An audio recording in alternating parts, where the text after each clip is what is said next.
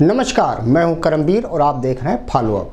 साल 2023 केंद्र की मोदी सरकार की कुंडली में वक्र दृष्टि के साथ आया लगता है। लगातार एक के बाद एक सनसनीखेज खुलासों से दो चार हो रही मोदी सरकार एक मामले को ठंडा कर भी नहीं पा रही कि दूसरा खुलासा दरवाजे पर दस्तक दे देता है। एक तरफ अडानी प्रकरण देश की सर्वोच्च अदालत में रिजर्व ऑर्डर के बस्ते में जहां बंध चुका है, तो वहीं दो नए मामले मोदी सरकार पर बेताल की तरह लाद दिए गए हैं। बीते बुधवार को ब्रिटेन के अखबार द गार्जियन ने एक रिपोर्ट छापी जिसमें खुलासा किया गया है कि इजराइल के कॉन्ट्रैक्टर्स की एक टीम ने दुनिया में 30 से ज़्यादा चुनावों में हेरफेर करने में मदद की। इस खुलासे के बाद देश भर में कोहराम मचना शुरू हो गया। कांग्रेस ने इस मुद्दे पर बीते गुरुवार को बाकायदा प्रेस कॉन्फ्रेंस कर बीजेपी से सवालों की बौछार कर दी। जरा सोचिए, देश में बीते 3 दशकों से चुनाव परिणामों को लेकर हारे हुए दल इसका ठीकरा ईवीएम पर फोड़ते आ रहे हों, इसे लेकर बाकायदा चुनाव आयोग के दरवाजे पर दुहाई देते रहे हों, उन्हें अचानक पता चलता है कि देश के चुनावों को प्रभावित करने में इजराइल में बैठे एक शख्स ताल हनान का दिमाग है, तो कोहराम मचना लाजमी है। यानी कि जो विपक्ष अभी तक ईवीएम को अपनी सौतन समझ रहा था, उसे अब जाकर पता चला कि ये देसी नहीं विदेशी सौतन है। बस यहीं से ये मामला मोदी जी के लिए बिन बुलाए बराती साबित होने लगा है। देश की मेन स्ट्रीम मीडिया जिस दौर में मोदीमय होकर अमृतकाल का मजा ले रही हो, ऐसे दौर में विदेशी मीडिया और हिंडनबर्ग जैसी संस्थाएं किस तेजी के साथ एक के बाद एक खुलासे भारत को लेकर कर रहे हैं। यह महज संयोग है या कुछ और। बहरहाल द गार्जियन की इस मुहिम में भारत की भी एक महिला पत्रकार शामिल रही हैं। मोदी सरकार पर दूसरी मुसीबत अमेरिका के बिलियनियर कारोबारी जॉर्ज सोरोस बनकर आए, जिन्होंने पीएम मोदी को अलोकतांत्रिक बता दिया, जिसकी निंदा बीजेपी समेत कांग्रेस ने भी की है। यानी कुल मिलाजुलाकर देखें तो केंद्र की मोदी सरकार और बीजेपी के लिए अमृतकाल का महोत्सव भारी पड़ रहा है, वह भी तब जब देश चुनावी मोड में जाने वाला है। अब जिक्र करते हैं सिलसिलेवार ढंग से इन दो मामलों की। ब्रिटिश अखबार द गार्जियन के मुताबिक इजराइल के हैकर्स दुनिया भर में 30 से ज़्यादा देशों में चुनावी धांधली कर रहे हैं। ये हैकर्स सोशल मीडिया पर फेक न्यूज़ फैलाते हैं। भारत समेत अमेरिका और ब्रिटेन में भी ये हैकर्स इसी तरह की धांधली कर रहे हैं। गार्जियन रिपोर्ट के मुताबिक फेक न्यूज़ फैलाने वाले हैकर्स ग्रुप के लीडर का नाम ताल हनान है। वह इजराइल की स्पेशल फोर्स में रह चुका है। 50 साल का हनान पिछले 20 साल से चार्ज के फर्जी नाम से दुनिया भर के देशों में चुनावी धांधली और फेक न्यूज़ को अंजाम दे रहा है। उसके साथ ही ह्यूमन जॉर्ज के कोड नेम से ऑपरेट करते हैं। इंटरनेशनल कंसोर्टियम ऑफ जर्नलिज्म के पास धांधली के फुटेज और डॉक्यूमेंट्स मौजूद हैं। कांग्रेस प्रवक्ता पवन खेड़ा और सुप्रिया श्रीनेत्र ने गुरुवार को इस मुद्दे पर प्रेस कॉन्फ्रेंस की। खेड़ा ने कहा, टीम जॉर्ज वही काम करती है जो बीजेपी का आईटी सेल करता है। दोनों ही चुनाव प्रभावित करने के लिए फेक न्यूज़ फैलाते हैं। इसके लिए भाजपा फॉरेन हैकर्स के नेटवर्क का इस्तेमाल कर रही है। पेगासस मामले को सरकार ने दबा दिया था। उन्होंने कहा कि यह सच नहीं है कि भारत जोड़ो यात्रा को 5 महीने तक फेक न्यूज़ के जरिए निशाना बनाया गया। इस मामले में सुप्रिया श्रीनेत्र ने कहा कि भारत में 18,000 सोशल मीडिया अकाउंट भाजपा के लिए फेक न्यूज़ फैला रहे हैं। भारत की डेमोक्रेसी को भाजपा ने हाईजैक कर लिया है। इजरायली एजेंसी ये काम कर रही है। अगर सरकार कुछ नहीं करती तो इसका मतलब ये हुआ कि वो चुनावों में दखलंदाजी के लिए खुद मदद चाहती है। उन्होंने आगे कहा कि पहले भी मोदी सरकार पर इसी तरह के आरोप लग चुके हैं। मेल, सोशल मीडिया, वेबसाइट तक हैक कर सकते हैं।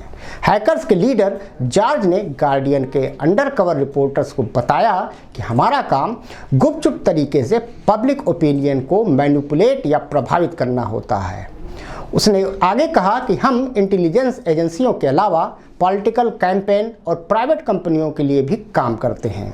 अफ्रीका, दक्षिण मध्य अमेरिका के अलावा यूएसए और यूरोप में हमारा नेटवर्क है। जॉर्ज की टीम के पास स्पेशल सॉफ्टवेयर पैकेज और मीडिया को प्रभावित करने वाले अप्रेंटिस हैं। ये team Twitter, LinkedIn, Facebook, Telegram, Gmail, Instagram और यूट्यूब पर हजारों fake social media handle operate करती है। जॉर्ज ने यह भी बताया कि उसने एक ब्लॉगर मशीन भी बनाई है। इसके जरिए वेबसाइट बनाई जा सकती है और इससे सोशल मीडिया कंट्रोलिंग की जा सकती है, फेक न्यूज़ फैलानी जा सकती है। इजराइल की डिफेंस मिनिस्ट्री ने प्रमोट की जॉर्ज की कंपनी जानकारी के मुताबिक ताल हनान उर्फ जॉर्ज इंटरनेशनल कंपनी रजिस्टर्ड करा चुका है। इस कंपनी को इजराइल की डिफेंस मिनिस्ट्री प्रमोट करती है। टीम जॉर्ज का खुलासा होने के बाद इजराइल का रक्षा मंत्रालय खामोश है। इस खुलासे के बाद ताल हनान और जॉर्ज ने भी चुप्पी साध ली है। उसके भाई जोहर ने जरूर कहा कि मैंने ताउम्र कानून के हिसाब से काम किया है। अब जानिए कि जिस इन्वेस्टिगेशन में इसका खुलासा हुआ उसे कब और कैसे किया गया। द गार्जियन की रिपोर्ट के मुताबिक अंडरकवर एजेंट्स ने जुलाई से दिसंबर 2022 के बीच इस इन्वेस्टिगेशन को अंजाम दिया। रेडियो फ्रांस, हेराल्ड्स द मार्कर के संवाददाता इसमें शामिल थे। ये लोग एक अफ्रीकी देश के नुमाइंदे बनकर हैकर से मिले जहां सियासी अस्थिरता चल रही है। इन लोगों ने हैकर से कहा कि वो चुनावों को लंबे वक्त के लिए टलवाना चाहते हैं। पत्रकारों और टीम जॉर्ज के बीच बातचीत वीडियो कॉल्स पर ही ज़्यादा हुई। आमने सामने सिर्फ एक मुलाकात जॉर्ज के ठिकाने पर हुई, जो इजराइल की राजधानी तेल अवीव से महज 20 किलोमीटर दूर है। इस दौरान ताल हनान और जॉर्ज ने पत्रकारों को बताया कि उसकी टीम गवर्नमेंट एजेंसी एजुकेट्स है, उसके 6 देशों में दफ्तर हैं। मीटिंग में जॉर्ज के 4 सहयोगी भी शामिल थे। इनमें उसका भाई जोहर हनान भी शामिल था, जो खुद को कंपनी का चीफ एग्जीक्यूटिव बताता है। मीटिंग के दौरान जॉर्ज ने कहा कि फिलहाल हम अफ्रीका के एक इलेक्शन के लिए काम कर रहे हैं। ग्रीस और यूएई में हमारी टीमें मौजूद हैं। हमने अब तक 33 प्रेसिडेंशियल लेवल कैंपेन के लिए काम किया है। 27 कामयाब रहे हैं। अमेरिका में 2 प्रोजेक्ट्स पर हम काम कर चुके हैं। हालांकि वो ये भी कहता है कि अमेरिकी सियासत में सीधे तौर पर उसका कोई दखल नहीं है। रिपोर्ट कहती है कि जॉर्ज के दावों को वेरीफाई नहीं किया जा सका। हो सकता है कि बड़े दावे इसलिए कर रहा हो ताकि क्लाइंट से मोटी रकम लेकर कॉन्ट्रैक्ट हासिल किया जा सके। कैम्ब्रिज एनालिटिका के एक प्रोजेक्ट के लिए उसने 4 से 6 लाख रुपए प्रति माह की डिमांड की थी। हालांकि ये डील नहीं हो सकी। 2015 में उसने नाइजीरिया के इलेक्शन कैंपेन में काम किया था। कैम्ब्रिज एनालिटिका के चीफ अलेक्जेंडर निक्स ने इस बारे में कुछ भी कहने से हालांकि इनकार कर दिया। जॉर्ज की टीम क्रिप्टो करेंसी में भी डीलिंग के लिए तैयार थी।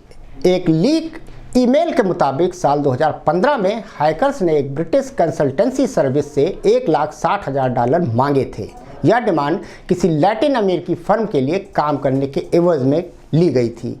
बल्क मैसेज और प्रोपेगेंडा वाले एक टूल से 17 चुनावों में दखलंदाजी भी की गई। जॉर्ज ने यह भी दावा किया कि बल्क मैसेज और प्रोपेगेंडा वाला एक बोट सॉफ्टवेयर टूल उसके पास मौजूद है और उसने 17 इलेक्शन में इनका इस्तेमाल किया है। जॉर्ज कहता है कि यह टूल हमने खुद डेवलप किया है। इसे किसी भी भाषा में इस्तेमाल किया जा सकता है। अगर सही कीमत मिले तो हम इसे बेच भी सकते हैं। हैकर्स का बोट मैनेजमेंट सॉफ्टवेयर साल 2022 में ज़्यादा पॉपुलर हुआ था। इससे वो फ़ौरन फेक प्रोफाइल तैयार कर सकते हैं। नाम, राष्ट्रीयता और फोटोज़ भी इसमें मौजूद रहते हैं। जॉर्ज कहता है कि स्पेनिश हो या रूसी या फिर एशियन और मुस्लिम, हम मिलकर प्रोफाइल तैयार कर सकते हैं। गार्जियन की इन्वेस्टिगेशन में कई ऐसे लोगों के नाम सामने आए जिनकी तस्वीरों का इस्तेमाल करके जॉर्ज की टीम ने प्रोफाइल बनाए और उनकी सोशल मीडिया प्रोफाइल से चुराए। इंटरनेट पर बोट एक्टिविटी का भी पता लगाया गया। ज़्यादातर मामले कारोबारी विवादों से जुड़े थे। America, Britain, Canada, Germany, Switzerland, Mexico, Senegal, Bharat और यूएई देशों में यह काम किया गया। जॉर्ज ने यह भी बताया कि उसने एक ब्लॉगर मशीन भी बनाई है। इसके जरिए वेबसाइट बनाई जा सकती है और इनसे सोशल मीडिया कंट्रोलिंग की जा सकती है, फेक न्यूज़ फैलाई जा सकती है। यह प्रोजेक्ट दुष्प्रचार उद्योग की व्यापक जांच का हिस्सा है, जिसे फ्रांसीसी गैर लाभकारी संस्था फॉरबिडन स्टोरीज द्वारा समन्वित किया गया है, जिसका मिशन मारे गए, धमकाए गए या जेल में बंद पत्रकारों के काम को आगे बढ़ाना है। टीम चार्ज की हालिया पड़ताल में अंडरकवर फुटेज को 3 पत्रकारों द्वारा फिल्माया गया था, जिन्होंने संभावित ग्राहकों के रूप में यूनिट से संपर्क किया था। गुप्त रूप से रिकॉर्ड की गई 6 घंटे से अधिक की बैठकों में हनान और उनकी टीम ने कथित तौर पर बताया कि वो कैसे प्रतिद्वंदियों की खुफिया जानकारी इकट्ठा कर सकते हैं। इसके लिए वे जीमेल और टेलीग्राम खातों तक पहुंचने के लिए हैकिंग तकनीकों का भी इस्तेमाल करते हैं। अब आप आसानी से इससे अंदाज़ा लगा सकते हैं कि अगर भारत जैसे देश के चुनावों पर भी इस एजेंसी द्वारा तथाकथित रूप से इस्तेमाल करने की बातें कही जा रही हैं, तो इसमें कितनी सच्चाई हो सकती है, ये एक शोध का विषय है। धन्यवाद।